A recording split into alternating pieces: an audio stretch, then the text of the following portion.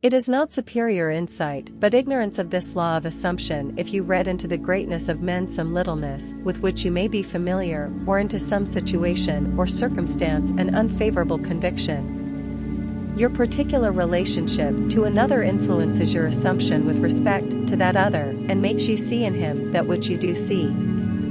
If you can change your opinion of another, then what you now believe of him cannot be absolutely true, but is only relatively true.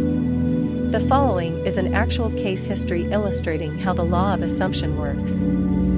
One day a costume designer described to me her difficulties in working with a prominent theatrical producer.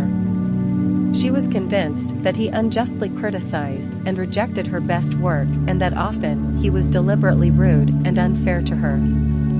Upon hearing her story, I explained that if she found the other rude and unfair, it was a sure sign that she herself was wanting, and that it was not the producer, but herself that was in need of a new attitude. I told her that the power of this law of assumption and its practical application could be discovered only through experience, and that only by assuming that the situation was already what she wanted it to be could she prove that she could bring about the change desired.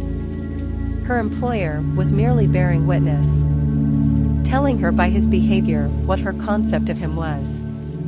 I suggested that it was quite probable that she was carrying on conversations with him in her mind which were filled with criticism and recriminations. There was no doubt but that she was mentally arguing with the producer.